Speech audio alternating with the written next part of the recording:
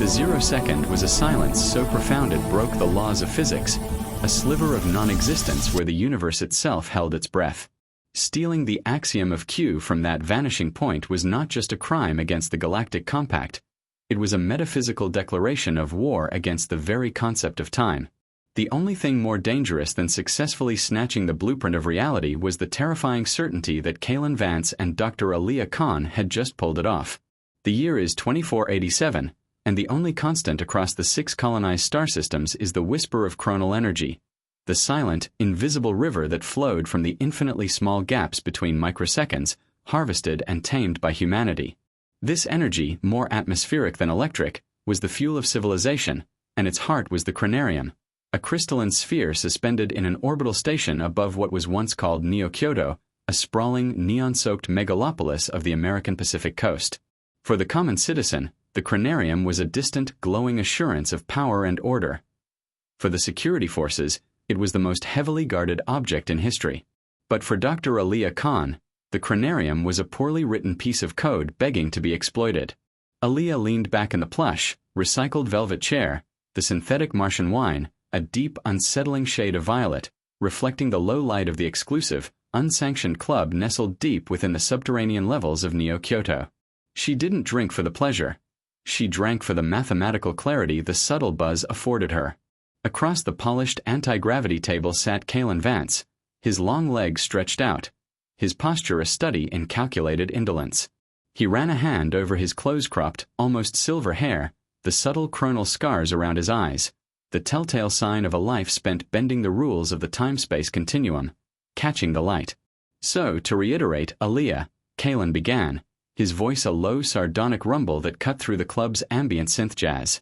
He took a sip of his own drink, a colorless, high-proof analog of something forgotten from the 21st century. We're not stealing a jewel, not a stack of credits, not even a fully functional starship. We're stealing a concept, an artifact that exists only when the universe decides to temporarily stop existing.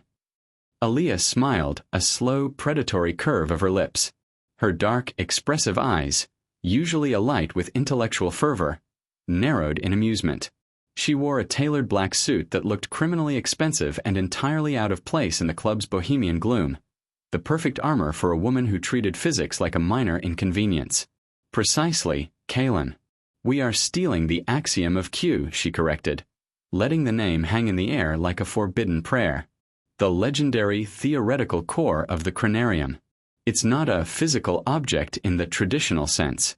It's a single, non-linear particle that stores the blueprint for the entire universe's timeline. To acquire it is not to get rich. It is to become architecturally significant. Architecturally significant, Kaelen repeated, shaking his head. That's what you call godhood these days? Sounds rather boring. And the pay better be stellar for this particular brand of divine performance art. I like my blasphemy to come with a hefty bonus. The job was, indeed, Aliyah's brainchild. It had been conceived during a particularly intense multi-day session of theoretical mathematics and high-end liquor, a combination that always produced her most audacious plans. The core problem, as Aliyah saw it, was the Chronarium security. It was protected by a standard four-dimensional shield, sealed against movement through both space and linear time. There was no conventional way in. But the shield, like any piece of incredibly complex technology, had a momentary failure point, a computational hiccup that occurred constantly, yet had zero duration. The axiom exists only during the Delta-T Null Point, Aliyah explained, tracing a complex, spiraling diagram on the tabletop with a gloved finger. The diagram shimmered in a pale green light before dissipating. That's the infinitesimal, unrecorded transition from one microsecond to the next. The single instant the Chronarium's active field must momentarily pause to maintain the integrity of the nonlinear axiom within its perfectly linear energy flow. That's our 0-second. No sensor can register it because mathematically the moment has zero duration. It's a vanishing act. Kaelen leaned forward, all sarcasm momentarily gone, replaced by the acute focus of the master strategist. He understood time, but Aliyah lived in it. The temporal air gap, he murmured, naming the plan's central metaphor. We're exploiting the lag between the physical math and the metaphysical reality. We have to be inside the 0-second before it closes. 1 picosecond late, and we're either splattered across the vault ceiling or we're instantly aged 200 years. Nice. Precisely. My atemporal mesh suit, Aliyah tapped her chest, will allow me to synchronize with the Chronarium's energy field, letting me physically touch moments that are technically zero width. But your job, Kaelen, is the brute force required to widen that zero width into a barely there 0.000000001 second window. You are the metaphorical speed bump. Kaelen sighed, a theatrical gesture that didn't hide the thrill in his eyes. He lived for this kind of ridiculous, impossible challenge. My chronophantom weave is built for speed, not precision engineering. You're asking me to overload 2 ancillary chronal relays simultaneously with perfect timing, and then get to the vault before the enforcers have time to figure out which direction the butterfly flapped its wings. That's why you are the second hand, Kaelen. You move when time tells you to. I've calculated the precise window, a 10-second gap between the enforcer's patrol cycle. It begins at the decommissioned maintenance airlock, a spot security labeled too boring to monitor. We initiate the breach from there. The risk was incalculable. If they failed, they wouldn't just be arrested. They'd be erased from the timeline, a punishment far worse than death. But the reward, the axiom of Q, the theoretical core of all reality, was the ultimate prize for 2 individuals who had spent their lives dancing on the edges of what was possible. Immortality and a nice yacht, you said? Kaelen asked, raising an eyebrow. At minimum, Aliyah confirmed, her eyes shining with the promise of impossible victory. Let's move, Kaelen. The universe is waiting for us to perform surgery on its beating heart. The orbital station was a monument to sleek black and steel paranoia. It was all polished chrome and silent, moving platforms, a perfect blend of high-tech aesthetic and pure, unadulterated menace. Security was not visible. It was atmospheric, a constant, low-grade thrumming that made the air feel thick with surveillance. Kaelen and Aliyah dropped silently onto a maintenance platform near the airlock. They wore their custom suits, Aliyah in the charcoal black atemporal mesh, a skin-tight marvel of quantum circuitry that looked less like armor and more like a second skin. Kaelen in the chronophantom weave, a suit of deep indigo that, when activated, could accelerate his movements to a blur. Airlock is keyed to my temporal signature override. 3-second delay, Aliyah whispered over the comms. Once we're in, Kaelen, you have exactly 60 seconds to get to those relays. The path is clear for precisely 59.8 seconds. Always cutting it fine, Doctor, Kaelen replied, the dry sarcasm a steady counterpoint to the nervous energy in his muscles. You know I prefer a 90-second margin for my acts of grand larceny. The airlock hissed open, revealing a short, dark corridor leading toward the station's core. Kaelen took point, the blue light of his suit's internal chronometer flashing rhythmically. His task was straightforward, yet demanding of impossible precision. Overload relay beta, 14 in Sector 7 and relay gamma, 9 in Sector 12 simultaneously, ensuring the energy spike was perfectly timed to trigger the momentary, infinitesimal collapse of the Chronarium's active field. He moved through the corridors, not running, but flowing, a perfect blend of speed and silence. The chronophantom weave gave him fleeting bursts of pseudo-superspeed, making him, in his words, less a blur and more a well-behaved high-velocity suggestion. He reached the first relay, a dense console encased in humming chronal glass, with seconds to spare. Mark. 3.7 seconds from now, Kaelen. Don't be late. This isn't a date. There are consequences for tardiness, Aliyah's voice crackled, the calm, precise mathematician entirely in control. Kaelen's fingers, equipped with specialized induction coils, connected with the relay's hidden access points. He triggered the overload, the energy field buzzing like a million angry, trapped bees. He didn't just dump power. He fed it a paradox, a piece of antilinear code designed to confuse the system into a momentary temporal seizure. Relay 1 down. Security's going to have a stroke when they check the diagnostics. It'll look like a butterfly winked on the grid, Kaelen reported, already moving. He burst into a sprint toward the second relay, his speed suit humming with contained energy. Sarcasm is the last refuge of a man who knows he's about to be pulverized by physics, he mused, a mantra he often repeated in moments of extreme peril. Just as the second relay came into view, a squadron of chrono-enforcers materialized from a spatial distortion in the corridor ahead.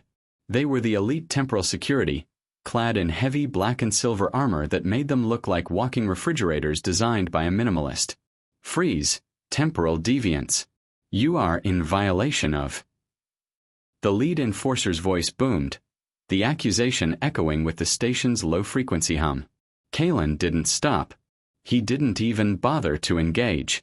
He activated his suit's full power, jumping into a microburst of speed where the enforcer's reality instantly moved in slow motion. The lead enforcer's arm had just begun to rise, the heavy pulse rifle tracking toward him. Bless their linear hearts, Kaelen thought, a fleeting, almost benevolent observation. They think they can catch a moment that hasn't happened yet. He planted the second disruptor on the Gamma-9 relay, initiating the overload. The chronal field around the relay screamed in protest, a silent, high-pitched frequency only the specialized suits could detect. With his remaining momentum, he executed a perfect zero-gravity slow-motion shoulder roll away from the enforcer's rifle beam, a beam that, to him, took a full 3 seconds to travel 3 feet. The moment the second disruptor fired, the enforcer's motion snapped back to normal speed. They hadn't even finished the word violation. The combined energy fields shuddered violently. A faint, almost musical hum resonated through the station, a pure, resonant tone that signaled the collapse of the standard timeline. The 0-second window was open. The gap is open, Kaelen. Now or never. Get to the vault.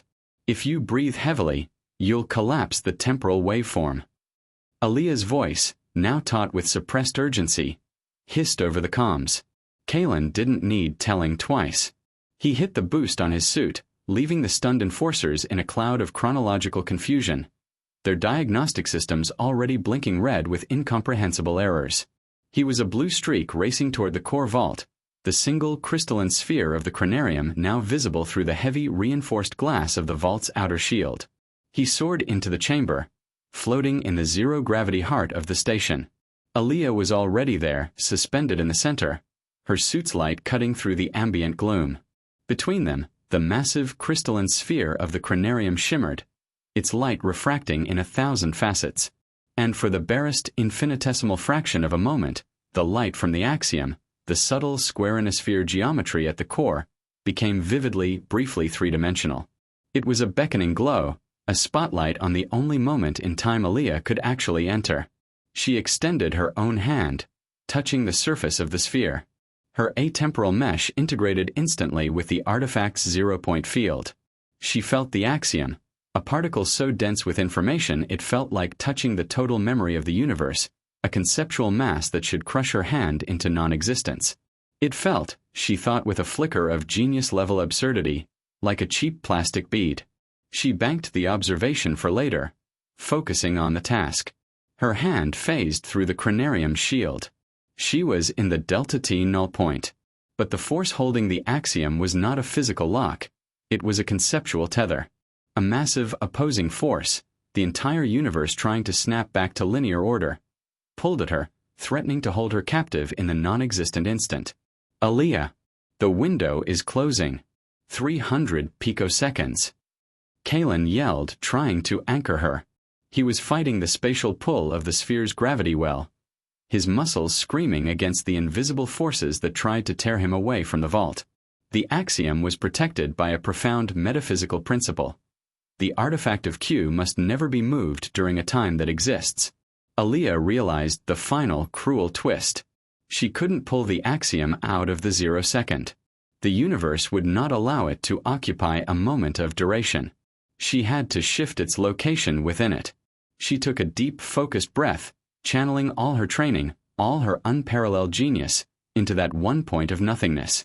She didn't lift the Axiom. She momentarily inverted its spatial coordinates within the Delta-T Null Point's own non-space.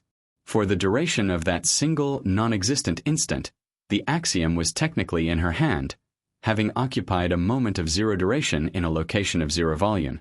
Just as the faint musical hum ceased and the Chronarium snapped back to its impermeable state, Aliyah pulled her hand back.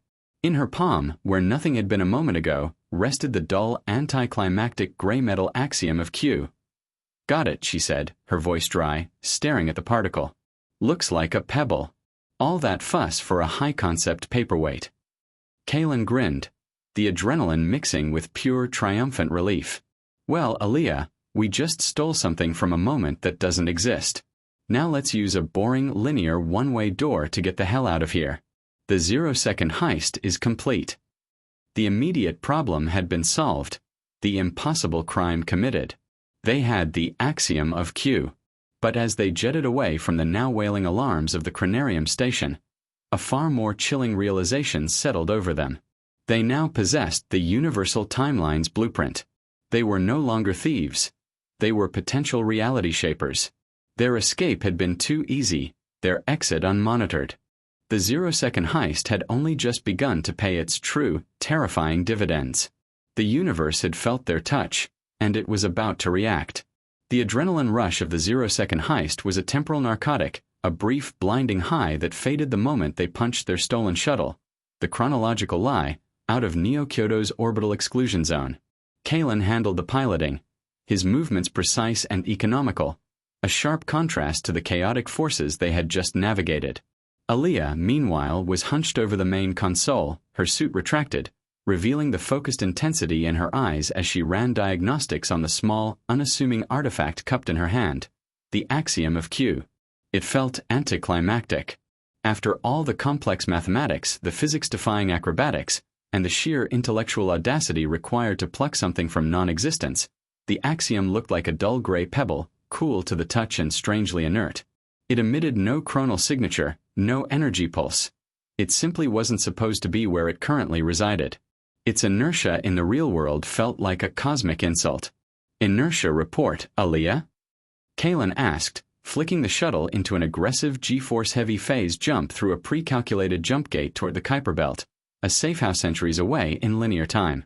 The ship groaned in protest, but the chrono-phantom weave technology integrated into the ship's controls held the frame together. It's silent, Kaelen. Completely null, Aliyah replied, turning the axiom over in her palm. It's exactly as theorized. The artifact only exhibits non-linear properties in the Delta-T Null Point. Now that it's in a moment of positive duration, it's just a dense piece of matter. A paperweight, as I said. A multi-billion credit, timeline-destroying paperweight, Kaelen muttered, glancing at the security feed. No immediate pursuit. The enforcers were likely still trying to explain to their superiors why their chronal diagnostics showed a momentary, localized timeout error rather than an actual physical breach. Still, I'm getting a phantom reading on the external chronal scanner. It's not a ship.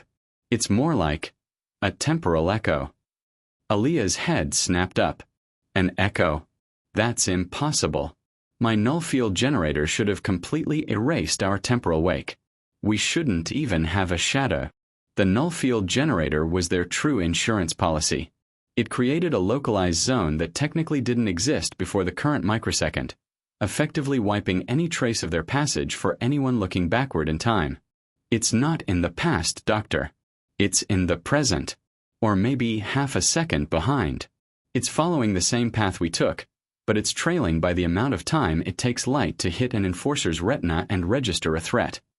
Kaelen's grip tightened on the control yoke. It's like someone felt us move and is trying to chase the feeling itself. Aliyah quickly accessed the long-range sensor data, filtering out the ambient chronal static of the universe. What she saw made her stomach clench. The faint signature was indeed there, highly focused, moving with impossible speed and unnatural efficiency. It wasn't a standard patrol ship. It was a single enforcer, moving through the void in a highly specialized, stripped-down temporal assault vessel. That signature, it's a custom rig, Aliyah analyzed rapidly. It's Commander Velasquez, the enforcer who was leading the patrol, the one whose trigger pull-you interrupted. Kaelen felt a cold knot form in his gut. Commander Velasquez was less a security officer and more a myth, a man whose dedication to linear justice bordered on a psychotic, time-obsessed fervor. He was nicknamed the Monolith because he never deviated from a plan, never ceded an inch, and never ever stopped pursuing a target. Velasquez, Kaelen spat the name out, recalling the chilling focus in the enforcer's eyes when Kaelen had danced around him. He felt the 0 second. He must have had a momentary, non-linear perception of the breach. He experienced that fractional collapse and decided to pursue the mathematical anomaly rather than the physical thieves. That's exactly it. He's not using standard tracking. He's following the vibration we left on the timeline, Aliyah confirmed. He isn't tracking the ship. He's tracking the disruption in the fabric of reality. He's coming after us, Kaelen, and he's closing the distance far too quickly. The safe house in the Kuiper Belt suddenly felt impossibly far away. They needed to execute another, more aggressive temporal jump, a maneuver so risky it was typically only used as a last resort in military engagements, known as a chronal skip. It involved briefly dephasing the ship's entire physical existence, turning it into pure waveform, and snapping it back into reality hundreds of light-years away. Plan B. We initiate a chronal skip, Kaelen declared. The residual chronal energy from the axiom will power the jump, but it's going to be rough. You need to stabilize the core particle first, Aliyah. We can't afford to have the axiom break down its nonlinear defenses during the skip. If it destabilizes, we could end up scattered across 3 billion years. Aliyah nodded, her mind already running the necessary calculations. I need a steady power stream, Kaelen. Route the axiom's residual chronal field through the ship's primary flux regulator. I'm going to attempt to lock the particle into a state of suspended conceptual reality using the atemporal mesh's core processor. It's the only way to shield it from the skip's energetic trauma. As Aliyah worked, the small, unassuming gray pebble in her hand suddenly felt like a ticking time bomb. It was a fragment of perfect, universal order, and subjecting it to the chaos of a chronal skip was a reckless gamble. Kaelen navigated the chronological lie through a dense asteroid field, using the natural chronal distortion caused by the massive, slowly moving celestial bodies to mask their trajectory. Velasquez's pursuit craft was now a discernible blip on the radar, the signature a focused, cold blue that promised inevitable capture. He's anticipating our moves, Aliyah. He's running predictive algorithms based on our known escape vectors. The Monolith is living up to his reputation, Kaelen observed, his hands flying over the controls, adjusting the inertial dampeners for microshifts in gravitational pull. I need to give him something he can't predict. Something irrational. Kaelen grinned, a flash of the devil-may-care bravado that defined his reputation as the second hand. He slammed a fist onto a rarely used emergency console, overriding the ship's guidance system, initiating irregular trajectory maneuver Beta 6. The drunkard zigzag, he announced. The ship didn't just veer, it momentarily warped space around itself, executing a sequence of nonlinear movements that defied standard physics, momentarily jumping short distances in a randomized pattern that shredded all predictive modeling. The G-forces hammered Aliyah against her harness, but she didn't complain, her focus absolute. Velasquez is confused. His predictive model just collapsed. You bought us 20 seconds, Kaelen. Aliyah yelled, fighting the inertia. Focusing axiom stabilization now. Routing power. As the ship lurched and spun through the controlled chaos of the zigzag, Kaelen thought about the true stakes of this heist. It wasn't just about money or immortality. It was about the thrill of achieving the impossible. They were the only two beings in the galaxy who had the combination of genius and sheer nerve to pull this off. They weren't driven by greed. They were driven by the intellectual conquest of reality itself. If you're reading this and you believe that true genius lies in bending the unbendable rules of the universe, what is the one rule of physics you would shatter first? Let me know in the comments. The reflection question slipped naturally into his racing thoughts, a moment of meta-awareness that Kaelen often had in moments of extreme focus, the ultimate thief stealing a moment to ponder the abstract. Power spike initiated. Axiom is responding, Kaelen. I'm locking its nonlinear coordinates into the mesh. It's fighting me. The universe really doesn't want this thing to be contained, Aliyah grunted, beads of sweat forming on her brow despite the suit's climate control. The gray pebble in her hand began to faintly glow, a pulsating ultraviolet light that seemed to absorb all other colors around it. Lock it down, Doctor. He's back on track. He's using a raw chronal pursuit now. He's bypassing the computational model and just following the feeling of our presence. Kaelen screamed, wrestling the controls to keep the shuttle steady. Velasquez was now less than 1,000 kilometers away, a rapidly closing shadow. Aliyah jammed the final sequence of code through the atemporal mesh. Conceptual lock achieved. The axiom is in suspended reality. It is now stable enough for the skip. But Kaelen, the residual energy field around the axiom is too large. We need a massive surge to break free. Understood. Max power to the drive core, routing all available energy from the auxiliary chronal capacitors.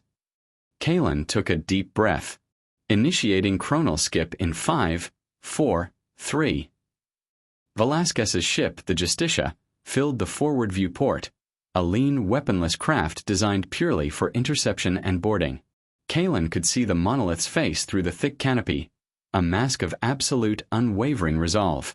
Velasquez raised one hand, making a single, chopping motion, signaling his intent to board and capture. 2-1. Skip. Kaelen hit the red trigger. The ship didn't just move, it disintegrated. The chronological lie collapsed into a waveform, a non-physical entity surfing on a wave of pure possibility. The sensation was immediate and brutal. Every molecule in their bodies seemed to vibrate simultaneously across 1 billion potential timelines.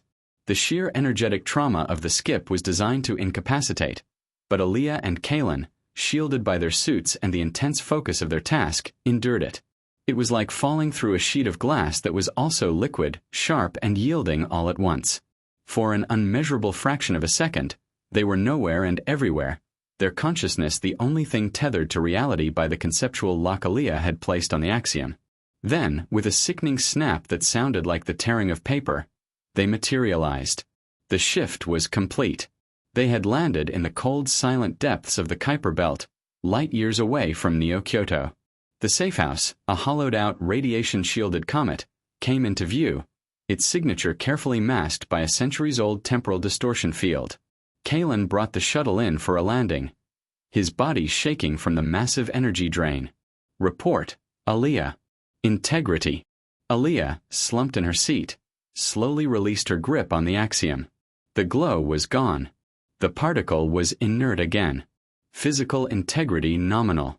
Conceptual lock on the axiom maintained. But Kaelen, she paused, her voice low and grave. I found a serious anomaly. What is it? When I routed the axiom's energy field to the drive core, I saw something. A brief, incredibly complex energy signature that didn't belong to the axiom, the ship, or my suit. It was parasitic. Kaelen looked at her, his expression grim. Did we pick up a stowaway? Worse.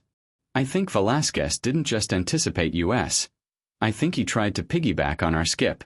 That complex signature was a unique chronal tracking beacon. He managed to plant a non-linear tag on the axiom itself just as we initiated the skip. Kaelen punched the console in frustrated disbelief. The Monolith is one step ahead. He knew we would use a high-energy temporal escape. He tagged the very object we stole. Now he doesn't have to track the ship. He can track the axiom itself. And it gets worse, Aliyah continued, her voice heavy with the weight of the realization. His tag is not a simple beacon. It's an inverse chronal anchor. It's slowly pulling us back to the Chronarium's location in space, and more terrifyingly, pulling us back in time towards the Delta-T Null Point where the heist occurred. Kaelen stared at the dull gray pebble in Aliyah's hand. It was no longer a symbol of victory, but a cosmic leash tied to the past.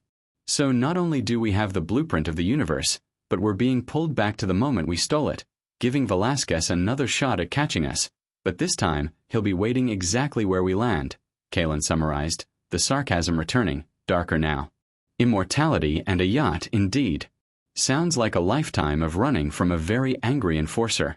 We need to find a way to neutralize that anchor, Aliyah, and we need to do it before we end up back in the orbit of Neo-Kyoto, 2 minutes before the heist began. The Zero-Second Heist had provided the ultimate prize, but now the universe was collecting the interest, a paradoxical journey back into the moment of their original transgression.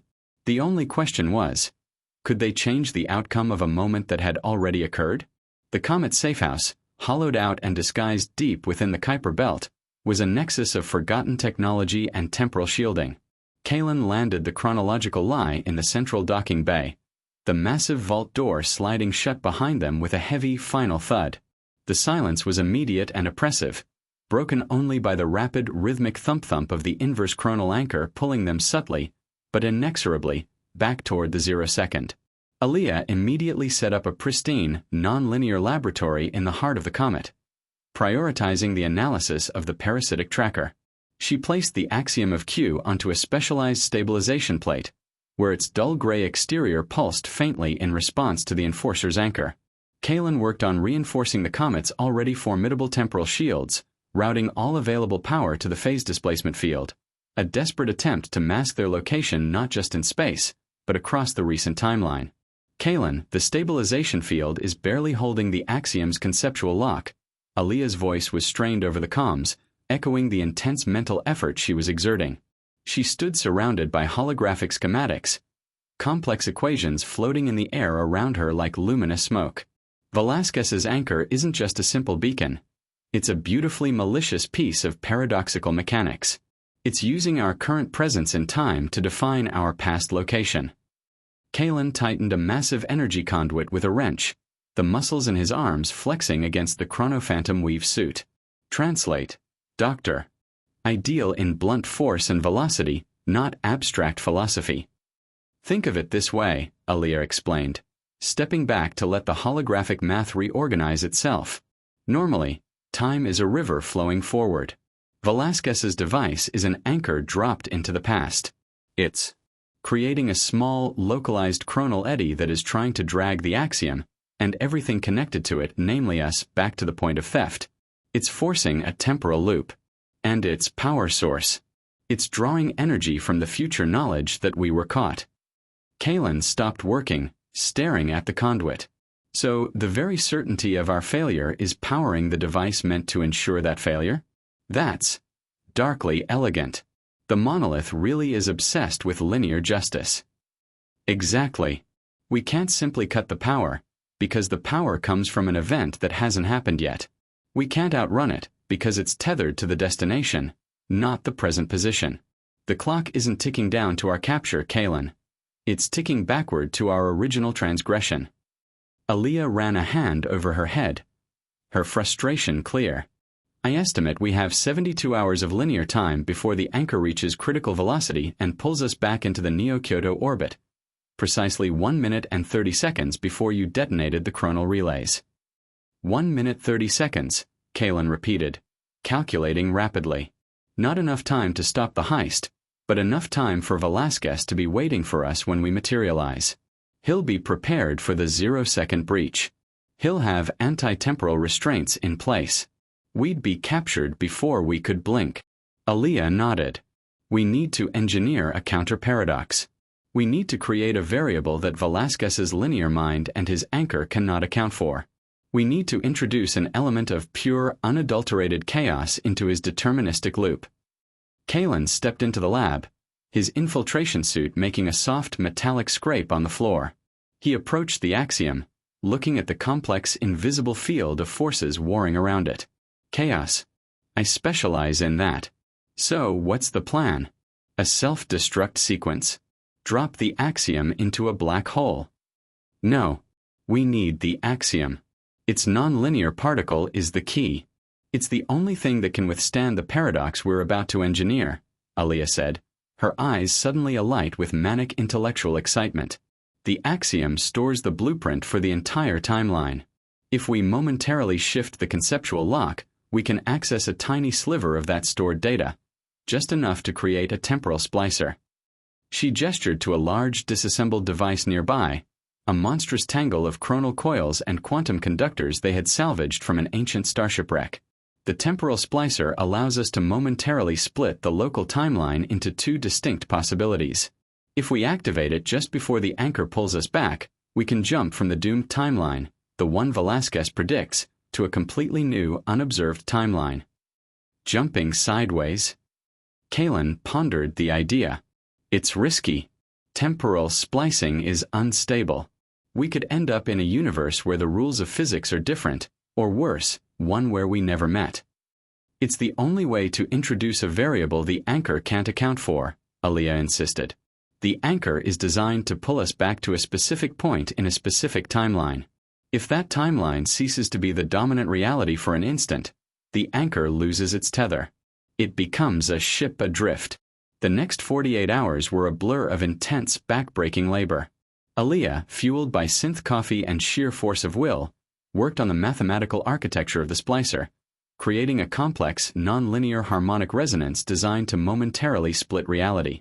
Kaelen worked the physical side, rebuilding the splicer from scavenged components, ensuring the chronal coils could withstand the energy shock. During a rare moment of rest, while Kaelen was calibrating the splicer's massive central coil, he watched Aliyah, who was meticulously etching a protective code onto the Axiom stabilization plate. You know, for someone who insists on operating outside the laws of the universe, you are surprisingly good at rebuilding its plumbing, Kaelen observed, wiping grease from his brow. Aliyah didn't look up. Necessity is the mother of invention, Kaelen. And in my case, the invention is usually a way to prevent the universe from crushing me for being too clever. And Velasquez? Do you think he's capable of predicting this chaos you're introducing? Aliyah finally looked up, her expression serious. He is dangerously linear, Kaelen. He believes that every action has a precise and measurable reaction. Our theft was a direct action. His anchor is the direct reaction. The splicer, however, is an indirect, unpredictable variable. It's an act of temporal faith. He can't predict the destination of a spliced reality because, by definition, that reality doesn't exist yet. She paused, then added, but we have to remember Velasquez felt the 0-second. He has experienced nonlinearity on some fundamental level. We can't underestimate his willingness to forego his own linear principles to catch us. He might already be working on a countermeasure, a way to stabilize a fractured timeline. T-minus 12 hours. The inverse chronal anchor was accelerating the pull. The ambient noise in the safehouse was dominated by the low, insistent thrum of temporal displacement. Objects on the workbench began to vibrate at an unnaturally high frequency, a sign that local causality was beginning to stretch and strain. Splicer is functional, Aliyah. It's ugly, but it'll hold, Kaelen reported, standing back from the towering machine, which crackled with nascent chronal power. Aliyah quickly transferred the axiom into the splicer's core receptacle. Good. Now for the hard part. We need to calculate the precise point of divergence.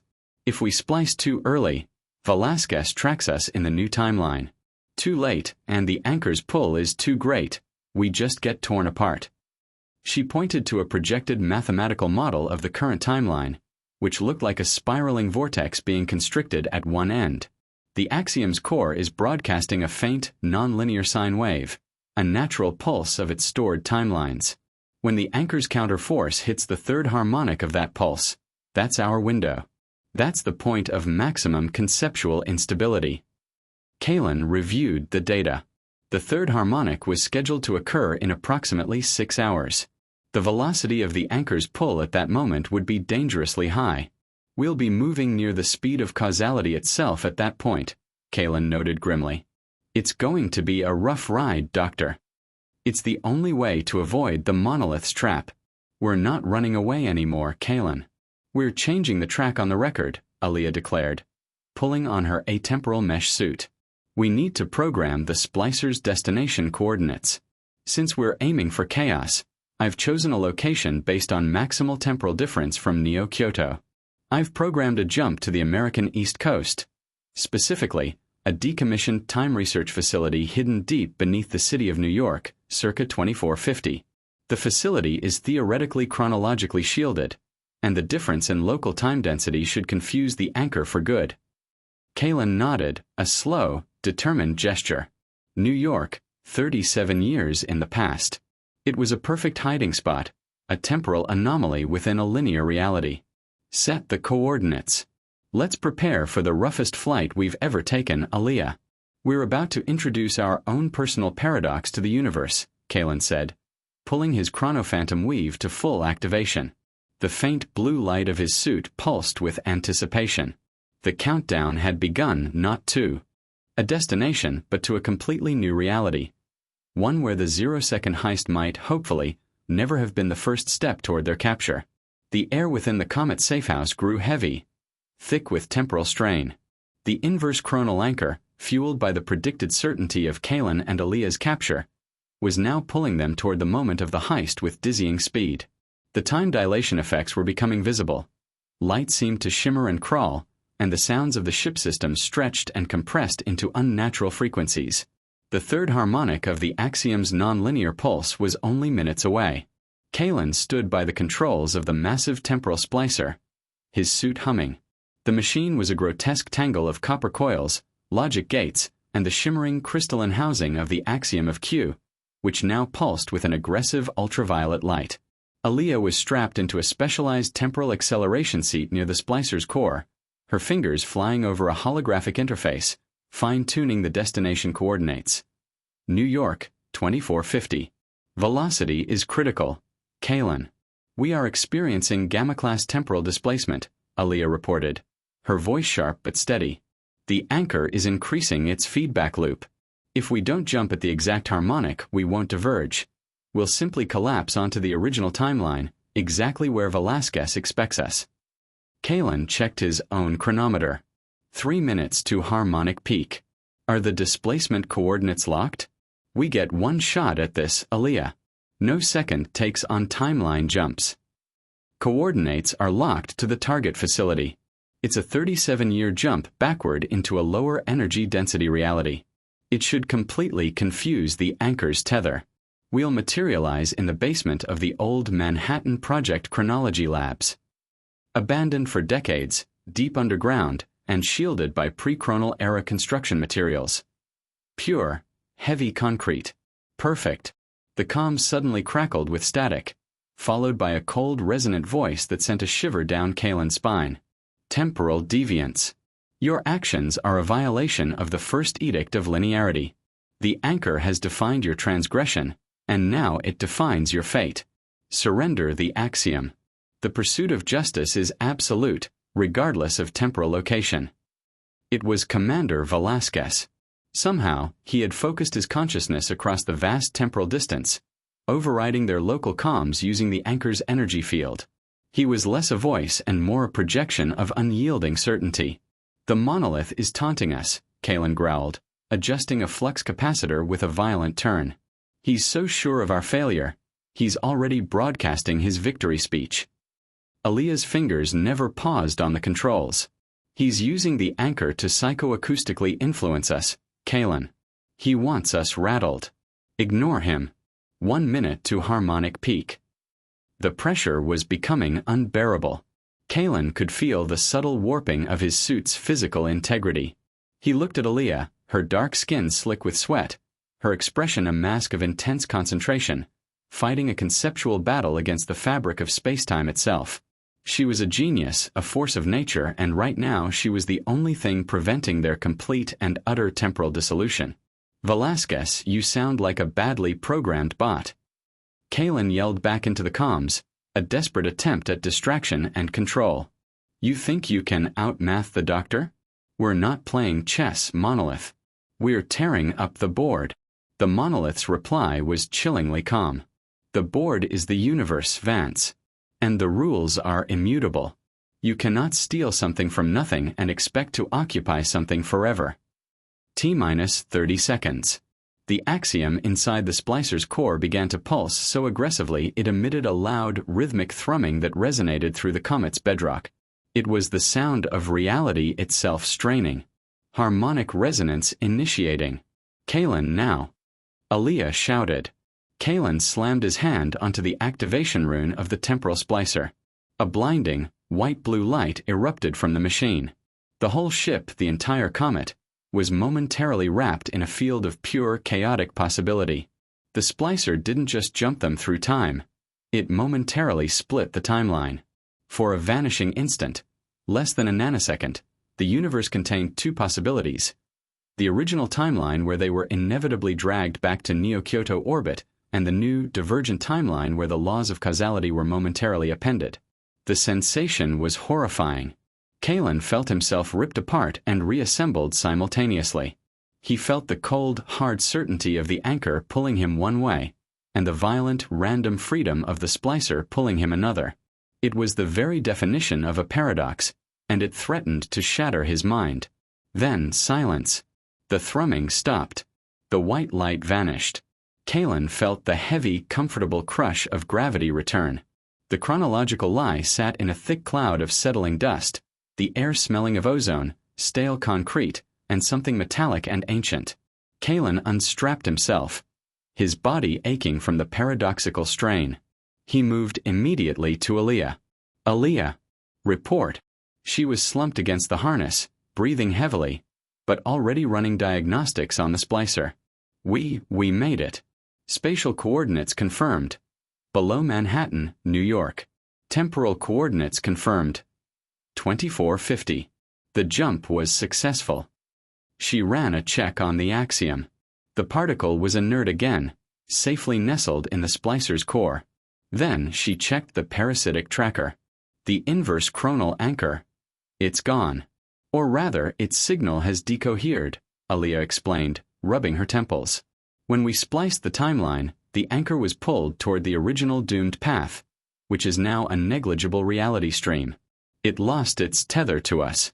Velasquez can no longer track the axiom.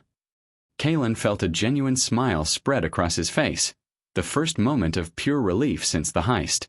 We introduced the chaos. We won the paradox. For now, yes, Aliyah cautioned, her gaze sweeping around the dusty, cavernous space. The Manhattan Project chronology labs were vast, silent, and intimidating. They were in a sub-level docking bay, the walls constructed of incredibly dense, pre-chronal era concrete that seemed to absorb all energy and light. Above them lay the silent, slumbering city of New York, 37 years in the past, a period of relative technological quiet before the full deployment of Chronal Energy. The good news: we are safe, undetectable, and 37 years ahead of schedule, Kaelen noted, stretching his tight muscles. The bad news: we are stuck here. The splicer is fried. It's a one-shot device. And we still have the axiom, which we can't use and can't keep. Aliyah nodded. We need to find a way to dechronalize the axiom entirely, to make it a purely spatial object without any temporal influence, and then we need to find a buyer capable of handling a conceptual artifact of this magnitude. Someone outside the jurisdiction of the Galactic Compact. They had come here for a reason. The old chronology labs were rumored to contain a forgotten piece of technology, a quantum cage, designed in the early days of time travel research. It was a theoretical device never completed, but its schematics, if they existed, might hold the key to neutralizing the axiom. They began to explore the facility. It was a maze of dusty corridors and sealed vaults, filled with antiquated, heavy machinery that predated the sleek, ubiquitous chronal technology of their own time. It was like walking through a museum of failed physics. As they reached the main research hub, Aliyah paused before a thick, pressurized vault door. A faint, almost imperceptible hum emanated from within. Kaelen, I'm getting a reading. Something active. The shield is failing, but something inside is still running, Aliyah whispered, pulling out her universal temporal key. 37 years, no maintenance. What could still be active? Kaelen wondered, drawing a specialized kinetic pistol. Aliyah hesitated, her face pale. This vault. This isn't just an old lab. My system is picking up a residual chronal signature from the jump. When we performed the splicer's jump, the chaos we introduced didn't just break the anchor's tether. It caused a brief, minuscule temporal bleed. A bleed. What kind of bleed? Kaelen demanded, his gun raised. A causal bleed. We didn't travel alone, Kaelen, Aliyah said, her eyes wide with sudden realization. The chaos of the splice must have briefly merged the two timelines at the point of divergence. Something from the original doomed timeline must have slipped through with us. The vault door hissed open. Inside, a single black and silver figure stood amidst sparking equipment, absolutely motionless. He was clad in the heavy armor of the chrono enforcers, his helmet visor glowing with cold, relentless blue light. It was Commander Velasquez. He was not injured, nor was he surprised. He simply stood there, an immovable monument to linear justice, having followed the smallest residual temporal signature through the spliced reality. He hadn't been defeated by the chaos. He had anticipated that small, calculable moment of instability. Vance. Velasquez's voice, now physically present, resonated with flat, emotionless certainty. You are under arrest. I accounted for the splice. The anchor was a lure. I knew you would attempt to introduce chaos. But chaos, too, must obey the laws of physics to exist. And I was waiting for the predictable moment of causality bleed. You stole from a moment that doesn't exist. I merely followed the trail of your non-existence back to its logical conclusion. The zero-second heist ends now. Linear order will be maintained. The true cost of the Splicer's kiss had been realized. They had escaped the net, only to find the monolith waiting for them in the sanctuary of their chosen past. The old Manhattan Project Chronology Labs, which had been meant as a sanctuary, instantly transformed into a pressure cooker. Commander Velasquez, standing motionless amid the sparking, antiquated chronal equipment, was an impossible figure, a symbol of the present haunting their past. His presence confirmed Aliyah's terrifying hypothesis. They hadn't escaped the monolith's trap. They had simply dragged a fragment of their doomed future with them. This is illogical, Velasquez, Aliyah stated, her voice tight, but her composure returning. She refused to yield to shock. The inverse chronal anchor was destabilized. You could not have followed us through the spliced timeline. Velasquez raised a heavy armored hand, the motion strangely slow and deliberate in the dusty air. The anchor was indeed severed, Dr. Khan. But the Axiom of Q is not simply an artifact. It is a conceptual magnet. When you performed the splice, the axiom's core resonated with the single, infinitesimally small moment of shared reality between the two timelines, the point of the causal bleed. I merely placed a minuscule, localized chronal disruptor on my armor, designed to be attracted to that resonant frequency. I did not follow your ship. I followed the universal blueprint. It is the logical conclusion of your temporal faith. Kaelen felt a surge of cold fury. The monolith's genius lay not in chaos, but in his absolute understanding of the principles of order, even in disorder. Kaelen raised his kinetic pistol. You're a long way from home, Enforcer, and out of uniform jurisdiction. Jurisdiction is irrelevant when the very integrity of the timeline is at stake, Vance, Velasquez countered, his stance unmoving. He didn't draw a weapon, relying on the sheer density and temporal shielding of his heavy armor. Your weapon will not pierce my chronoedict weave. Surrender the axiom, and I will ensure your temporal erasure is swift and complete, limiting the resultant paradox. Erasure. See, that's where you and I differ, Monolith. I prefer to maintain my existence, however inconvenient it may be to the timeline. Kaelen retorted, firing a focused, high-velocity burst of kinetic energy. The bolt struck Velasquez's chest plate. There was a bright flash, followed by the metallic clang of non-penetration. Velasquez staggered back a single step, the impact barely registering. Primitive force, the Enforcer observed, his voice flat. It is futile. Aliyah, meanwhile, had not been idle. She was already scanning the room, her mind racing through tactical possibilities. They couldn't fight him head-on. The monolith was an armored tank designed to withstand temporal fluctuations and kinetic attacks. Their advantage was the environment itself, the antiquated, unstable chronology lab. Kaelen, forget the armor. Target the ceiling supports. Distract him. Aliyah shouted, sprinting toward a heavy reinforced door marked Project Echo, Q-Field Containment. Kaelen understood immediately. He adjusted his kinetic pistol to a wider dispersion field and began raking the ceiling supports with high-energy bursts.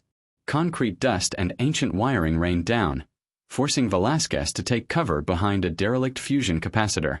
As debris rained, Aliyah reached the vault door. Her atemporal mesh suit interfaced with the ancient, analog locking mechanism. The suit's sophisticated quantum processor quickly deciphered the 25th century encryption, a childish puzzle compared to the Chronarium security. The heavy door hissed open, revealing a smaller circular chamber. The Q-Field Containment Chamber. This must be where the schematics for the quantum cage are stored. Aliyah yelled over the commotion. Get in here, Kaelen. Velasquez, realizing their intent, burst from his cover. He moved faster than Kaelen had anticipated, closing the distance with unnatural, enforced speed. He was not just a brute. He was a highly efficient temporal hunter. The containment field remained secure, deviance. Velasquez roared, firing a focused chronal net from a wrist-mounted device. The net, invisible to the naked eye, was designed to freeze its target in a localized, non-moving instant of time. Kaelen executed a perfect zero-gravity evasion, utilizing a microburst from his chrono-phantom weave. The chronal net passed harmlessly where he had been a nanosecond before, instantly freezing a cloud of dust mid-air into a crystalline structure. He darted through the open vault door, catching Aliyah's hand. They tumbled into the inner chamber just as Velasquez slammed a fist into the heavy containment door, momentarily sealing the entrance but leaving a massive, deep dent. The Q-field chamber was small, circular, and dominated by a central pedestal. Floating above the pedestal was a single, large crystal display containing complex, ancient schematics. The air in the chamber felt dense, saturated with the residual energy of early temporal experimentation.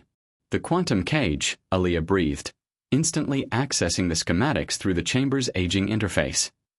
It was designed to isolate any temporal artifact from the rest of the timeline, essentially, making it invisible to causality. If we can build this, we can neutralize the axiom and hide it permanently. Kaelen, holding his pistol aimed at the dented door, watched the faint shimmer of Velasquez's chronal energy trying to burn through the thick metal. Looks promising. But building a complex quantum device takes days, Doctor, and the Monolith is currently having a very determined fit outside our door. Aliyah was already interfacing the schematics with the axiom, which she had quickly removed from the now useless splicer. She placed the gray pebble onto the central pedestal. We don't need to build the cage, Kaelen. We need to engineer a conceptual proxy, she explained, her fingers flying across the holographic interface, manipulating the axiom's nonlinear field. The axiom is the blueprint of the universe. It holds the theoretical capacity to become the quantum cage. I just need to trigger a resonance within its core that forces it to temporarily project the cage's anti-causal field. As she worked, the axiom began to pulse again, but this time the light was not violet, but a deep, mesmerizing gold. The schematics on the crystal display began to reorganize themselves, the diagrams morphing from abstract theoretical concepts into real-time, three-dimensional instructions. The axiom of Q, silent and inert just moments ago, was now speaking, whispering the secret language of the universe to its architect. Suddenly, Velasquez's voice boomed through the comms again, louder and more distorted this time. He was overriding the ancient chamber's shielding. You cannot utilize the axiom, Con. It is unstable in the real world. Any attempt to manipulate its core data will result in a catastrophic chronal inversion, a singularity that will consume everything in a 3-kilometer radius.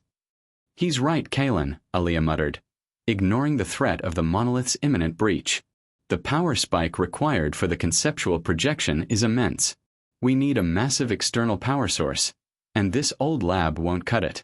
The energy drain will trigger the very singularity Velasquez warns about. Kaelen looked at the dented vault door, then at the glowing, pulsing axiom. He looked down at his own suit, the chronophantom weave, its energy core a marvel of miniaturized chronal power. We have an external power source, Kaelen said, his voice quiet but determined. My suit.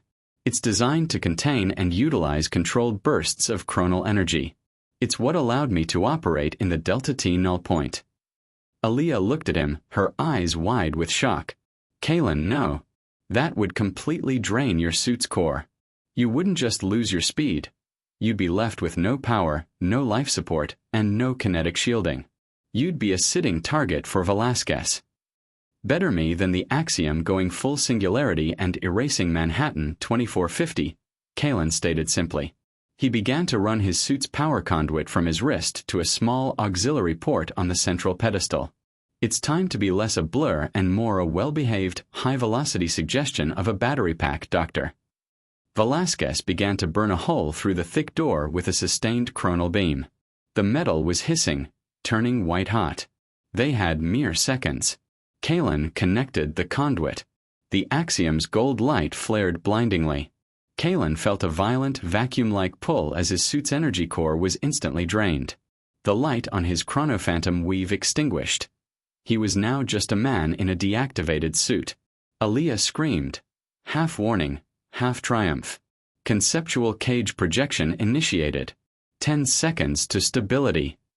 The Axiom pulsed with the stolen energy, projecting a silent, crystalline matrix around itself, the conceptual proxy of the quantum cage. Just as the projection solidified, the steel of the vault door finally gave way. Commander Velasquez strode through the molten hole, his armor smoking, his face grimly triumphant. He saw the inert figure of Kaelen, the glowing Axiom, and the frantic Aliyah. Too late, Velasquez declared, raising his hands, prepared to deliver the final temporal restraint. The timeline demands balance. But just as he moved, the fully projected conceptual quantum cage, an invisible anti-causal field, snapped into place around the Axiom. The Axiom's gold light instantly vanished. The particle became utterly dark, utterly silent. It was, for all intents and purposes, conceptually non-existent to the timeline. Aliyah quickly snatched the now inert pebble and thrust it deep into a specialized pocket in her suit. Velasquez froze, his armored hands suspended in mid-air. His eyes, visible through the visor, were filled with confusion and momentary panic. The signature is gone, he muttered, his voice laced with uncharacteristic uncertainty. It is not merely shielded. It is undetectable. It has no causal signature. That's right, Monolith, Aliyah said, standing protectively in front of the powerless Kaelen. We didn't just hide the Axiom. We made it conceptually invisible. You can't track something that, for all of reality, might as well have never existed. Your linear justice has no jurisdiction here. They had won the immediate battle against the Monolith. The Axiom was now safe. But they were trapped in 2450 New York, with a deactivated ship, a neutralized artifact, and a furious, unarmored enforcer trapped in a small chamber with them. A silent, immovable figure who now seemed to be searching for a new, nonlinear angle of attack. The ultimate challenge was not stealing the Axiom, but surviving the consequences of possessing nothing at all. The silence in the Q-field containment chamber was absolute, broken only by the faint, rhythmic drip of water from an ancient, corroded pipe. Kaelen, drained of his suit's chronal energy, leaned heavily against the cold concrete wall, his chronophantom weave now a lifeless husk of advanced fabric. Aliyah stood defiant, the conceptually inert Axiom of Q nestled safely in her pocket, facing the motionless, armored Commander Velasquez. Velasquez was trapped. He was spatially located in 2450 New York, 37 years before his time, and the artifact he was pursuing had been rendered causally invisible. His mission, the retrieval of the Axiom and the enforcement of linear justice, had just hit a metaphysical wall. The Axiom is neutralized, Monolith, Aliyah stated, keeping a cautious distance from the imposing enforcer. It cannot be tracked. You can't justify any further action. You're an analog echo in a digitized world. You've failed. Velasquez slowly lowered his armored hands. The blue light of his visor dimmed, suggesting a profound internal shift in his operational parameters. Failure is merely a precursor to recalibration, Dr. Khan. My objective is the preservation of the timeline. The Axiom is conceptually invisible, but its sudden disappearance from the present timeline, our original 2487, will create a temporal void, an absence that will inevitably pull causality apart. Kaelen pushed himself off the wall, wincing. So, the universe notices when its favorite paperweight is missing. Shocker. That's why we were going to sell it to someone outside the galactic compact, Monolith. The selling of the Axiom would be an even greater felony, Velasquez countered, his voice losing its flat, authoritarian tone, replaced by something dangerously pragmatic. It would introduce the blueprint of reality into an unregulated marketplace, ensuring the collapse of all 6 star systems. No, the Axiom must be returned to the Chronarium.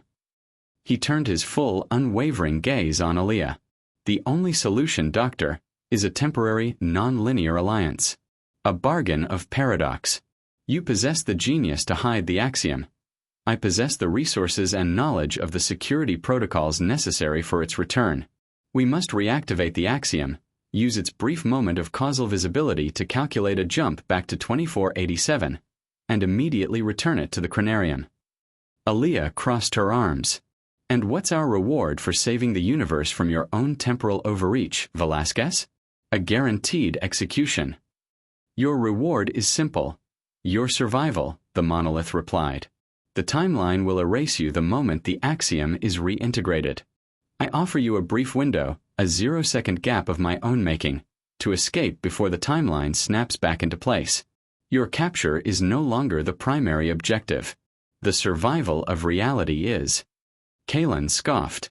And we're supposed to trust the man who followed us across a timeline splice? You tried to erase us 30 seconds ago. Linear justice is defined by necessity, Vance, Velasquez insisted. And now necessity dictates cooperation. The axiom's conceptual invisibility is a temporary fix. We have a maximum of 48 hours before the strain of the temporal void ripples backward, collapsing this reality around us. Aliyah looked at Kaelen, a silent conversation passing between them. They were trapped, powerless, and the only path forward involved the man who wanted them erased. It was the ultimate necessary betrayal of their anti-authoritarian principles. We agree to the alliance, Monolith, Aliyah finally conceded. But I dictate the terms of engagement, the calculations, and the final jump. And we need to get out of this relic of a lab. Where can we find the power needed to reactivate the axiom's causal signature? Velasquez's visor brightened slightly, a sign of the enforcer's renewed focus. There is a decommissioned subatlantic chronal rail depot 300 kilometers east of here, submerged beneath the old ocean floor. It was a primary power conduit for the first generation of star rail travel. It houses a massive shielded fusion reactor, more than enough power to trigger the axiom's full causal signature. The journey to the subatlantic depot was itself a study in forced cooperation. They requisitioned a derelict maintenance crawler from the lab's hangar, a slow, heavily shielded transport vehicle built for underwater excavation. Kaelen, piloting the primitive machine, navigated the forgotten undercity tunnels of 2450 New York, while Aliyah and Velasquez worked in strained silence on the next phase of the plan. Velasquez was forced to manually adjust his armor, using primitive tools since his system lacked external power. He removed several layers of kinetic plating to reduce weight and power consumption, revealing a suit beneath that was intricate and highly integrated with his nervous system. You said you possessed the resources for the return trip, Aliyah prompted, watching him work with calculating curiosity. I do, Velasquez confirmed. Before following you, I initiated a temporal ghost protocol. It is a one-time distress signal that only exists in the Delta-T Null Point itself. It broadcasts a set of coordinates to my personal interceptor ship, which is programmed to initiate a blind jump to the target coordinates only when a localized axiom signature is detected. So you're calling your ride, Kaelen summarized, navigating the crawler out of the city limits and toward the old Atlantic seaboard. And we are the bait to trigger the arrival. Precisely, Velasquez affirmed. Once we are at the depot and the axiom is causally reactivated, my ship will jump to our location. We take the ship, make the return jump, and reintegrate the axiom. The crawler plunged into the murky depths of the old Atlantic, the pressure crushing against the hull. The subatlantic chronal rail depot was a monstrous, cavernous structure, half buried in silt and coral. It was a skeletal monument to a past age of engineering ambition. Inside the depot, the air was cold and heavy. They found the main power reactor, a massive humming core enclosed in a thick glassine shield. It was emitting an overwhelming raw energy signature. Aliyah immediately took charge, setting up her equipment. She placed the axiom on a temporary pedestal, running thick, shielded power cables from the reactor core to a makeshift chronal induction ring. Kaelen worked to stabilize the failing reactor, using his physical strength to secure ancient cooling rods and override the safety protocols. As Kaelen worked, he watched Velasquez, who was maintaining a careful, vigilant perimeter. The Monolith was still a threat, but he was operating entirely within the boundaries of their mutual survival. I still don't trust him, Aliyah, Kaelen muttered over the comms, wrestling with a corroded conduit. Trust is a linear concept, Kaelen, Aliyah replied, her voice distracted as she ran complex diagnostics. We are operating in paradox. The only thing that matters is that his goal, to return the axiom, temporarily aligns with our goal, to escape this temporal prison. He won't betray us until the Axiom is back in the Chronarium. That's his defining principle. Ready for power, Aliyah. Kaelen finally yelled, securing the final rod. Initiating power surge. Aliyah activated the induction ring. The raw energy of the depot's reactor slammed into the ring, focusing a tremendous burst of power onto the Axiom. The dull gray pebble instantly flared to life, not with the golden light of the conceptual cage, but with a blinding, pure white light. The Axiom was now fully causal, fully present, and radiating an energy signature that was the conceptual equivalent of a cosmic scream. It was broadcasting its presence across all of space and time. The signature is active. Velasquez, call your ride. Kaelen urged, shielding his eyes from the glare. Velasquez didn't hesitate.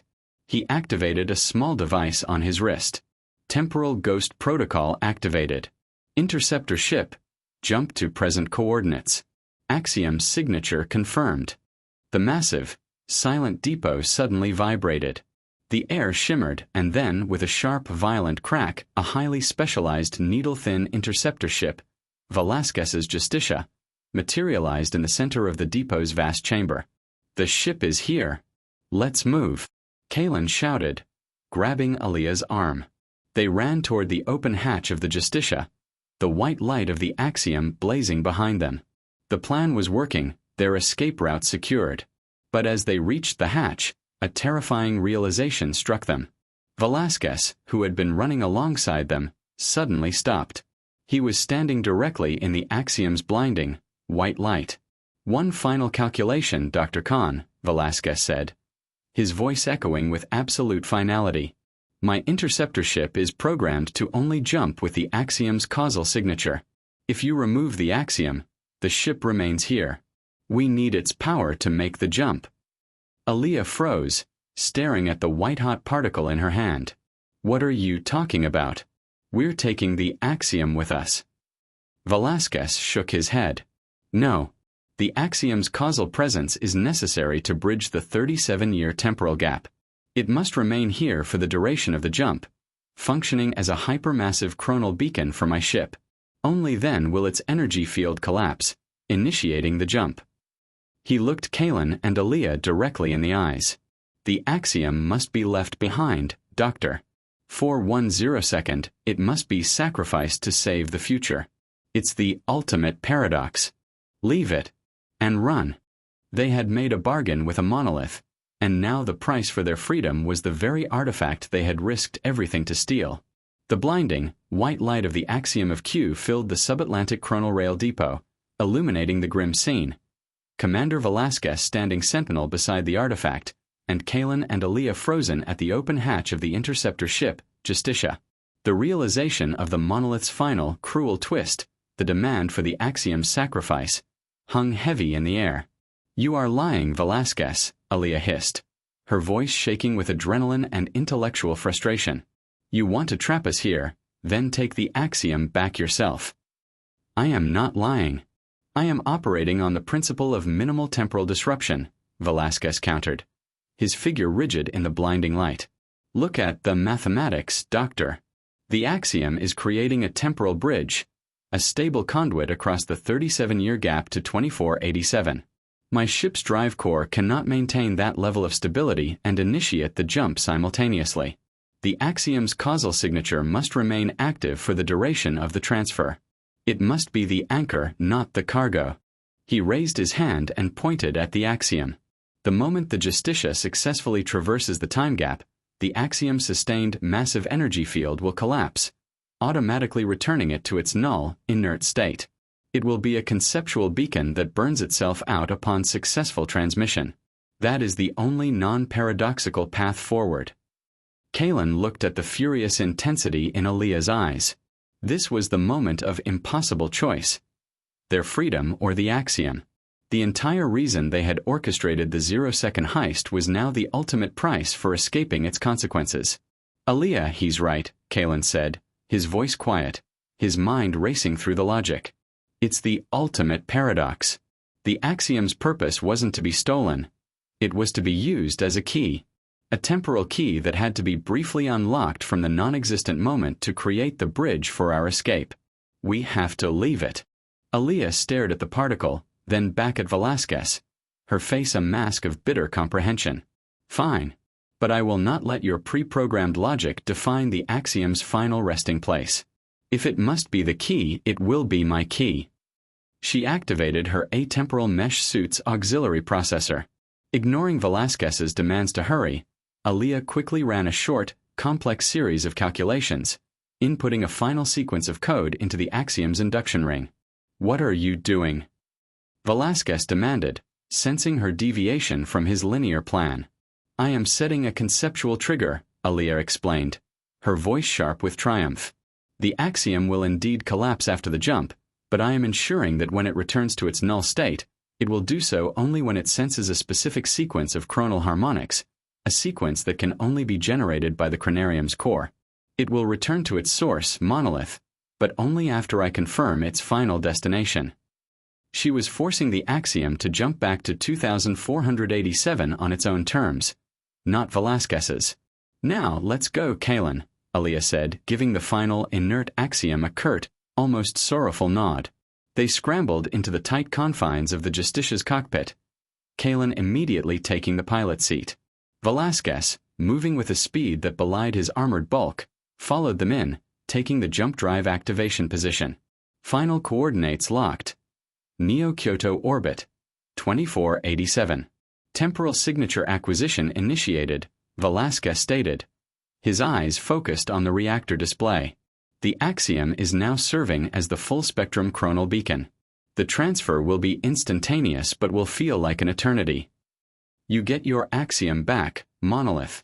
We get our freedom, Kaelen said, his hand hovering over the ship's primary control. 3 seconds to jump initiation. The white light of the axiom in the depot flared one final aggressive time, pouring its entire conceptual energy into the Justicia's drive core. 2. 1. Kaelen braced himself, looking at Aliyah, who was already running diagnostics on their escape route upon arrival. 0. Velasquez hit the jump drive activation. The temporal jump was unlike anything they had ever experienced. It was not the chaotic tear of the splicer, nor the violent, ripping sensation of the chronal skip. It was a complete and utter dissolution of self across space and time. Kaelen felt his consciousness stretch, pulled across 37 years and 6 star systems in a single, unmeasurable instant. He saw flashes of alternative futures, moments of their own past, all compressed into a non-existent sliver of reality. It was as if his mind entered the Delta-T Null Point itself, the 0-second. He heard Velasquez's voice, distorted by the temporal distortion, echoing the cold promise. The 0-second gap of my own making your escape window. The agony was intense but brief. With a sudden, violent lurch, the Justicia materialized, its engines screaming in protest. Kaelen slammed the controls, fighting to stabilize the ship. They were in 2487. Below them, Neo-Kyoto spread out, a dizzying tapestry of light and technology. And directly ahead, massive and crystalline, was the Chronarium orbital station. We're here. We made it. Kaelen yelled, relief flooding his system. Not yet, Aliyah warned, pointing to the jump drive's console. Velasquez. The axiom's signature. Is it collapsing?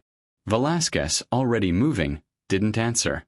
He was running toward a small, internal airlock in the interceptor ship. The axiom's energy field has collapsed. The temporal void will snap back to linear order in 5 seconds. Your window is open, Dr. Khan. Aliyah quickly checked the axiom's conceptual trigger. The sensor showed a positive detection of the Chronarium's harmonic sequence. The axiom was now moving toward its original position, a theoretical concept fulfilling its conceptual destiny. He's telling the truth. The axiom is returning to the Chronarium on its own. Aliyah confirmed, her voice filled with astonished respect for the monolith's linear ingenuity. 4 seconds. Velasquez's voice boomed from the airlock. Kaelen quickly navigated the Justicia away from the orbital station, pushing the engines to their absolute limit. They had to be clear of the axiom's return zone, lest the timeline's violent realignment erase them along with the Monolith's promised escape window. 3 seconds. Kaelen, fire the escape pod. We can't waste any more time on the Justicia. Aliyah ordered. Kaelen initiated the emergency release for the covert escape pod they had stowed in the ship's undercarriage. The pod detached with a heavy thunk, and Justicia shot forward, Velasquez still inside. 2 seconds. The escape pod sped away from the interceptor. As it did, Kaelen caught a final brief glimpse of Velasquez through a rear camera. The enforcer was standing in the airlock, his armored helmet off, his face grim but resolute. 1 second. The timeline snapped. A sudden, terrifying white light engulfed the Justicia. It was not an explosion, but a temporal reintegration. The instant the Axiom of Q fully returned to its home in the Zero-Second, erasing the entire 37-year-long paradox. The Justicia vanished, not destroyed, but conceptually unmade. Its arrival in 2487 instantly corrected by the timeline's sudden, violent demand for order. Commander Velasquez, the Monolith, had become a true temporal ghost, sacrificing his existence in the past to ensure the continuity of the future. The escape pod, protected by its own small, non-linear chronal field, wobbled violently but remained intact. They had survived the zero-second jump and the reintegration. The Axiom was back home. The paradox was solved. Kaelen turned to Aliyah, breathing heavily. We made it, Doctor. We survived the end of the timeline. But what was the cost? We have nothing. Aliyah smiled, a slow, predatory grin that reached her eyes. We have everything, Kaelen. We have the knowledge of the Axiom's coding, the Monolith's secrets, and a lifetime of running that just officially ended. And look. She pointed to the pod's external scanner. Floating harmlessly through the debris field of the vanished Justicia was a small black box. It was the heavily shielded drive core of Commander Velasquez's temporal ghost protocol device. He didn't betray us. He gave us his life, and his ship's unique technology, Kaelen. The Monolith may have lost the Axiom, but he ensured the ultimate survival of the deviants. The greatest temporal thief, Aliyah declared, pulling the core into the pod's magnetic lock, is the one who knows how to steal a second chance. The small escape pod tumbled through the debris field, hurtling away from the location where the Justicia and Commander Velasquez had just been erased by the timeline's violent reassertion of order. The only tangible remnant of the Monolith's existence was the black, heavily shielded drive core of the Temporal Ghost Protocol device, safely secured within the pod's magnetic lock. Kaelen, still physically and temporally exhausted, piloted the pod into a silent, pre-calculated energy shadow near the outer edge of the system, a deep space void where even the ambient chronal noise was minimal. We're safe for now, Aliyah. We're ghosts in the machine, running on fumes, Kaelen reported, rubbing the lingering phantom ache from the chronal skip and the Axiom's final flare. But we're penniless, we have no Axiom, and we're running a ghost's errand. What did Velasquez leave us, exactly? Aliyah was already interfacing her atemporal mesh suit's diagnostic systems with the salvaged drive core. Her eyes, filled with intellectual curiosity rather than panic, scanned the complex, unique architecture of the Enforcer's technology. The core hummed with a subdued, latent chronal power, a far cry from the raw, chaotic energy of the Axiom, but infinitely more stable. He left us the blueprint for nonlinear survival, Aliyah declared, her voice filled with a mixture of reverence and triumph. This isn't just a drive core, Kaelen. This is the entire operational record of the Temporal Ghost Protocol, Velasquez's failsafe. It contains the data logs of every patrol, every blind jump calculation, and every predictive model he ever ran. Kaelen whistled softly. The Monolith's entire life's work? The algorithm for absolute linear prediction. Precisely. And look here. Aliyah indicated a section of the holographic display. He didn't just sacrifice himself. He performed a final, brilliant act of nonlinear justice. Just before the reintegration, he rerouted the Ghost Protocol's power source. It's drawing energy from the conceptual trigger I placed on the Axiom. Kaelen frowned. The trigger that forces the Axiom to stay in the Chronarium's core? How does that power us? The Axiom is now generating a constant minute energy signature, a faint harmonic, in its null state, dedicated solely to maintaining the integrity of the timeline. Velasquez essentially spliced our drive core into that eternal corrective energy loop. We are now running on the universal impulse for order itself, Kaelen. We have free, limitless, and completely untraceable power, sourced from the very thing we stole. Aliyah laughed, a rich, genuine sound of triumph. The greatest irony. The Galactic Compact's entire energy grid is indirectly powering its two most notorious temporal thieves. The Monolith ensured that for the Axiom to remain safe, we must remain free. The relief was overwhelming. They had faced certain temporal erasure and emerged with the keys to permanent, untraceable freedom. They had lost the Axiom, but they had gained something infinitely more valuable: immunity. The next linear 6 months were dedicated to implementing the Ghost Protocol drive core into a new, heavily modified ship. They used the ill-gotten credits they had hidden across various temporal shell corporations over the years to purchase an old mid-range freighter at an unsanctioned market near the fringes of the Andromeda system. Kaelen spent weeks meticulously refitting the ship, integrating the Monolith's drive core into the propulsion and shielding systems. The result was the axiomatic lie, a vessel that looked utterly conventional but could vanish from sensors with a whispered command, its energy signature blending seamlessly into the ambient chronal static of the universe. It was now truly a ship that didn't exist, powered by a particle that had been stolen from a moment that didn't exist. Aliyah, meanwhile, didn't just study the Ghost Protocol data, she mastered it. She learned to predict the precise movements of the chrono-enforcers, the blind spots in the orbital security grids, and the mathematical certainties that governed the 6 star systems. She was no longer just the architect of the impossible. She was the Ghost's cartographer. One evening, as the axiomatic lie drifted silently through the Oort cloud of an uninhabited system, Kaelen found Aliyah in the new command center, her fingers dancing over the holographic map of the star systems. She was running a predictive algorithm on the next movements of the new temporal security chief. The new chief is predictable. He's running a revised version of Velasquez's linear patrol strategy, attempting to locate the Justitia's wreckage, Aliyah observed, adjusting a chronal harmonic filter. He'll never find it. He's looking for a physical trace.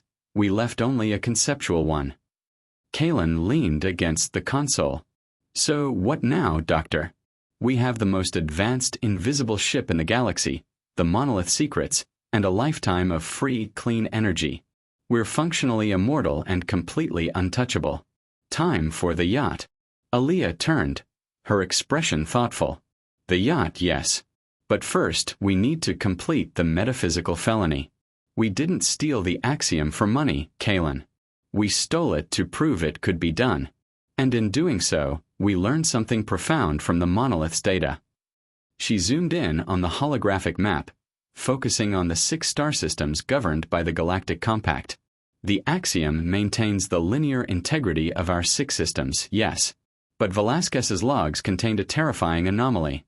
A trace of a 7th unknown chronal signature emanating from outside the compact. A new threat, entirely non-linear, that the Chronarium is struggling to suppress. Another rival temporal power? Kaelen asked, his interest immediately piqued. Worse, the trace suggests that the Axiom, in its efforts to maintain order, is actually preventing this 7th system threat from being detected. The compact is completely blind to it. Velasquez knew this, but his linear mandate prevented him from acting outside the 6 systems. He sacrificed himself not just for the compact, but for the entire galaxy, knowing that only someone unburdened by linear rules, someone like us, could truly address the threat. Aliyah looked at Kaelen, her eyes shining with the excitement of a new grand impossibility. The Axiom taught us the rules. Velasquez taught us how to use them. We are no longer thieves, Kaelen. We are the only 2 people in the entire universe who understand the true nature of the temporal threat and who possess the means to fight it. We are the galaxy's only non-linear defenders. Kaelen grinned, the old spark of mischief returning. So, instead of a life of running from authority, we get a life of saving the authorities who want to erase us? That's my kind of performance art, Doctor. Where does this 7th system sit on your map? The true destiny of the Zero-Second Heist was revealed. Not riches, but the heavy, exhilarating burden of saving the universe from itself. 6 months after their escape, Kaelen and Aliyah, now pilots of the virtually undetectable the axiomatic lie, stood ready in the ship's command center. The Monolith's Ghost Protocol drive core thrummed beneath their feet, a silent, powerful testament to the universal impulse for order. They were positioned at the edge of the known six-star systems, the boundary between the galactic compact's linear reality and the unknown chaos of the seventh threat. Aliyah pointed to the holographic map, where the deep space void was marked by a faint, oscillating red pulse. The non-linear signature. It's too complex to be natural. It's organized chaos. It's emanating from the chronal abyss, a region of spacetime the compact declared mathematically impossible to navigate. Kaelen, clad in his reactivated chronophantom weave, its power now limitless and untraceable thanks to the Axiom's infinite correction loop, nodded grimly. Impossible is just a linear perspective, Doctor. Velasquez's logs showed the enforcers classified the abyss as a temporal drain, but he suspected it was a controlled energy source. It is. And it's a source that is actively trying to decohere the Chronarium's harmonic frequency, Aliyah confirmed, her voice serious. If that frequency fails, the entire six systems unravel. The Axiom is suppressing it, but it's fighting a war of attrition. We have to address the source. Kaelen took the controls, his hands steady. The lie is powered by order, but built for chaos. Let's see how their organization handles our brand of random velocity. They initiated a blind low-frequency phase jump, using the Ghost Protocol core to minimize their temporal wake.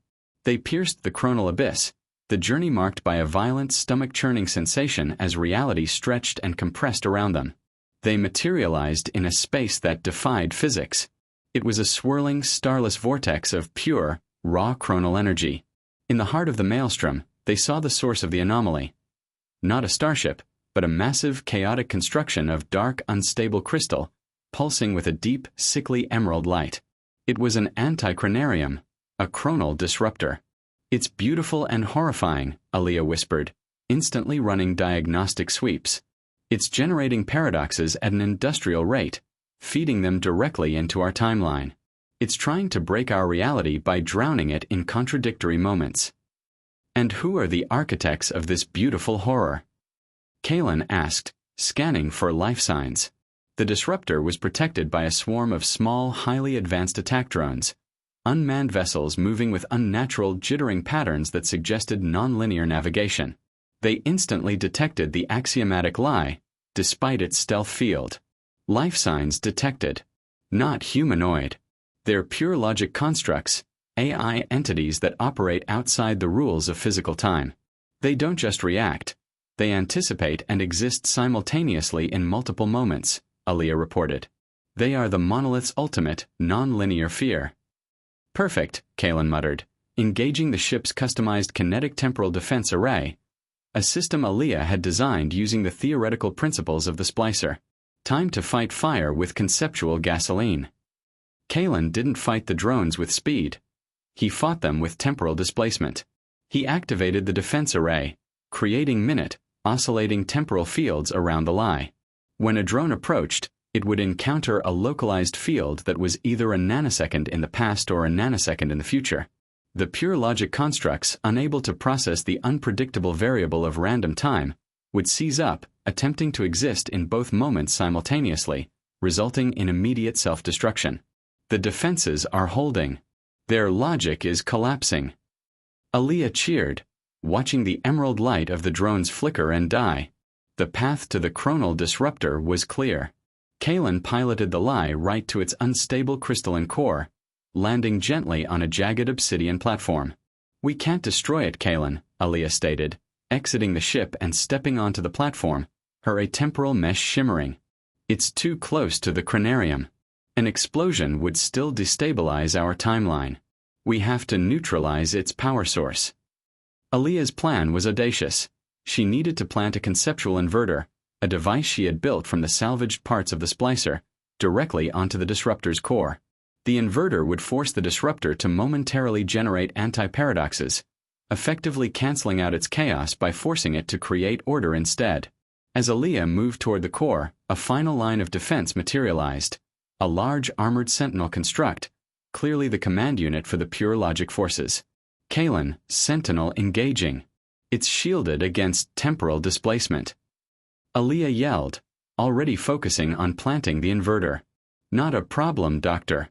I still have the kinetic option, Kaelen replied, drawing his kinetic pistol. Kaelen engaged the Sentinel, his movements now a fluid blend of his natural speed and the suit's full acceleration. He moved around the massive construct, using the platform's uneven surface to his advantage. The Sentinel was slow, powerful, and utterly linear in its attack patterns. Kaelen saw every calculated move, every trajectory, a full 3 seconds before it happened. He danced around its powerful chronal beams, using his superior understanding of timing to place continuous, high-energy kinetic fire on its unprotected joints. He was no longer just dodging. He was choreographing its collapse. With a final explosive burst, Kaelen shattered the Sentinel's core stabilizer. The construct crashed heavily onto the platform, its emerald light dying. Sentinel neutralized. How's the inverter, Aliyah? Kaelen shouted, scanning for more threats. Aliyah placed the final connector of the conceptual inverter onto the disruptor's crystalline core. Inverter activated. 5 seconds to full conceptual switch. The massive, emerald crystal throbbed violently.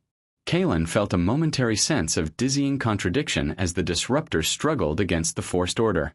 Then, with a final, massive surge of energy, the emerald light died. The chronal disruptor went silent, its chaotic power source replaced by a single powerful burst of anti-paradoxical energy. It's done. The abyss is closing, Kaelen. We need to move. The anti-paradox is collapsing the entire area. They scrambled back into the axiomatic lie. Kaelen initiated the escape jump just as the chronal abyss began to implode, folding in on itself as the chaotic energies were instantly nullified. They returned to the quiet, stable space of the 6-star systems, the familiar, gentle hum of the chronal energy bathing the ship in a sense of safety. The non-linear threat was gone. The timeline was secured, saved not by the rigid authority of the compact, but by the 2 notorious thieves who had mastered the rules of temporal chaos. Kaelen settled the lie into a permanent, untraceable holding pattern far from any civilization. He looked at Aliyah, her face alight with triumph and exhaustion. The axiom is safe, the universe is safe, and we are free, Doctor, Kaelen said, smiling. We did it. We won. Aliyah smiled back, a deep, satisfied grin. The Zero-Second Heist was the ultimate success, Kaelen. We didn't get the axiom, but we acquired the freedom of absolute immunity, unlimited power, and the knowledge to save the world that condemned us. We found the true meaning of the 0-second. The infinitesimal moment of choice where the past and the future can both be redefined. She gestured to the vast, silent space outside the viewport.